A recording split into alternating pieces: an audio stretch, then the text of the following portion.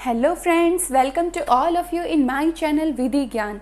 विधि ज्ञान में मैं प्रियंका आज आपके साथ डिस्कस करूंगी कहानी उस बच्चे की जिसकी born during the continuous of valid marriage होती है या जिसकी born after divorce with in a period of 280 days के अंदर होती है या फिर जिसकी बॉर्न अपने फादर के डेथ के 280 डेज़ के अंदर होती है और फादर ये कहते हैं कि ये उनका लेजिटिमेट चाइल्ड नहीं है।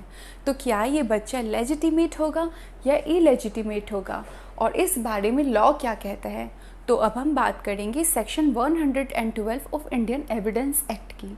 इंडियन एविडेंस एक्ट का सेक्शन 112 ये कहता है कि अगर कोई बच्चा during the continuance of valid marriage पैदा होता है या after divorce with in a period of 280 days वो पैदा होता है या फिर अपने फादर की डेथ के 280 डेज़ के अंदर वो पैदा होता है और ये जो 280 डेज़ का पीरियड है आफ्टर डेथ या फिर आफ्टर डिवोर्स, इसमें उसकी माँ अनमैरिड रहती है, यानी उसकी माँ ने दूसरी शादी नहीं करी है।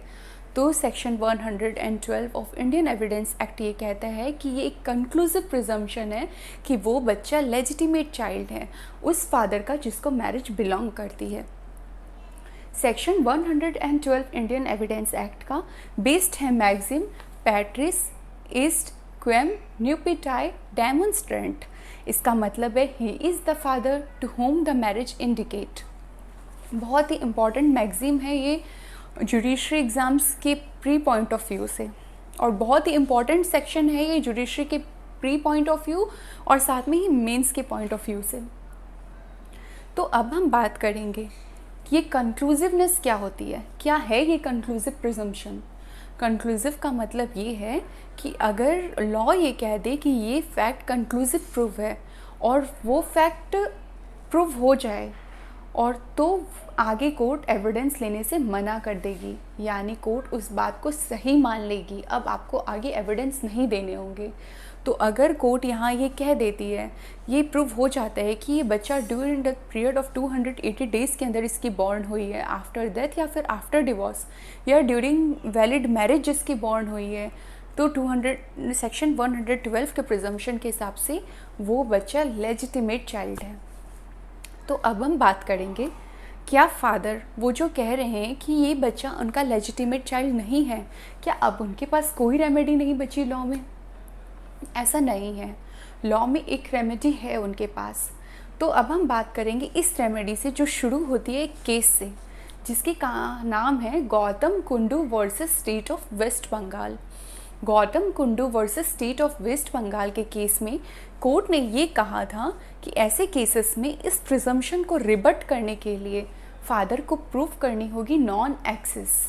नॉन एक्सेस मतलब जब माँ ने कंसीव किया था बच्चे को तो फादर की एक्सेस थी ही नहीं वहाँ पे।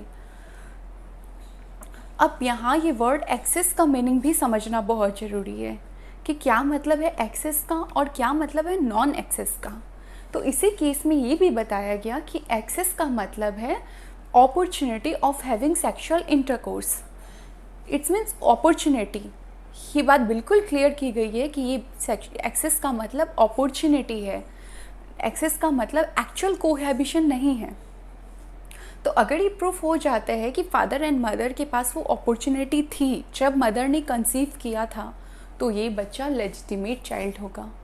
तो अब यहाँ इस केस के अकॉर्डिंग अब फादर को प्रूफ करनी होगी नॉन एक्सेस, यानी कंसीव के टाइम वो वहाँ थे ही नहीं।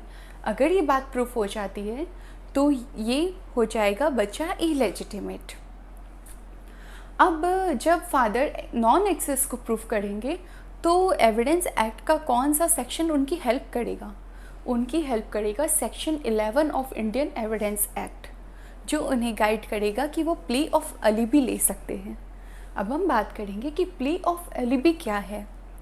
सेक्शन 11 इंडियन एविडेंस का एक्ट का ये कहता है कि वो फैक्ट जो इनकंसिस्टेंट है with the fact in issue वो रेलिवेंट फैक्ट है। अब ये भी जानने की ज़रूरत है कि कोर्ट में वो ही फैक्ट प्रूफ किए जाएंगे जो रेलिवेंट होंगे या जो फैक्ट इन इश्यू में होंगे। तो जो फैक्ट इनकंसिस्टेंट होंगे फैक्ट इन इश्यू से वो रेलिवेंट फैक्ट हो जाएंगे, यानी आप इसे प्रूफ कर सकते हो।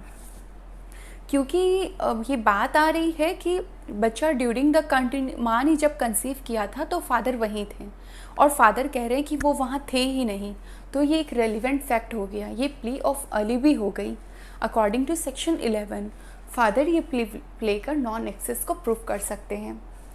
इसके साथ हम बात करेंगे मेडिकल टेस्ट्स की, कि कोर्ट जो हमें मेडिकल टेस्ट का ऑर्डर देती है, डीएनए टेस्ट का जो ऑर्डर देती है, क्या वो हमारे constitutional right under article 21 right to privacy को वॉयलेट करता है। तो इसमें हम केस की बात करेंगे जो कि है B Vandana Kumari versus P Praveen Kumar. B Vandana Kumari versus P Praveen Kumar के केस में कोर्ट ने ये कहा था कि कोर्ट के पास ये एम्पल पावर है कि वो ऑर्डर दे सकती है आपको मेडिकल टेस्ट कराने का, और अगर कोर्ट ऐसा कोई ऑर्डर देती है मैट्रिमोनियल इश्यूज़ में तो ये बिल्कुल भी वॉयलेशन नहीं है आपके फंडामेंटल राइट का जो आपको अंडर आर्टिकल 21 दिया गया है। फिर हम बात करेंगे कोर्ट ने डीएनए टेस्ट को कब एक्सेप्ट किया। तो इसमें बहुत ही इम्पॉर्टेंट केस है नंदलाल वासुदेव वेदविक वर्सेस लता नंदलाल वासुदेव वेदविक। इस केस में सुप्रीम कोर्ट ने पहली बार डीएनए टेस्ट को एक्सेप्ट किया और ये कहा कि डीएनए एक फिट साइंटिफिकली एक्यूरेट एविडेंस है ये प्रूफ करने का नॉन एक्सेस को। पहले की जजमेंट्स को देखते हुए सुप्रीम कोर्ट ने ये कहा कि justice truth is the hallmark of justice, यानी कोर्ट में बेस्ट से बेस्ट एविडेंस दिए जाने चाहिए। कोर्ट कभी प्रिजम्पशंस के बैंक में नहीं होनी चाहिए। तो जब एक साइंटिफिकली बेस्ट एविडेंस आता है डीएनए टेस्ट तो कोर्ट उसको एक्सेप्ट करेगी। इसके साथ अब हम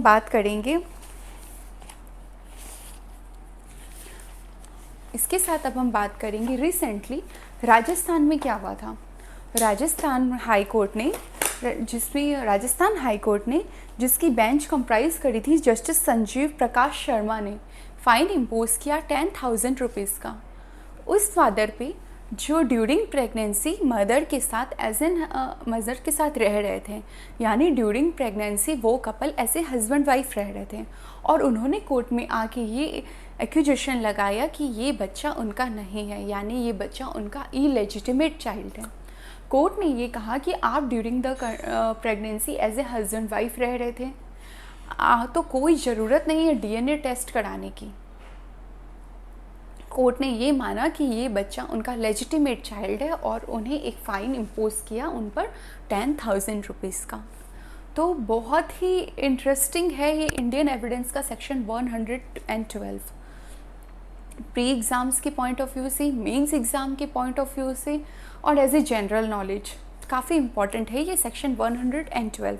तो फ्रेंड्स कैसा लगा आपको ये सेक्शन एक्सप्लेन करने का मेरा तरीका, और अगर आपको ये अच्छा लगा तो प्लीज़ मेरे चैनल को लाइक करें, सब्सक्राइब करें, बेल आइकन को ज़रूर दबाएं और ज़्यादा से ज़्यादा इस वीडियो को शेयर करें to spread the legal information. Thank you.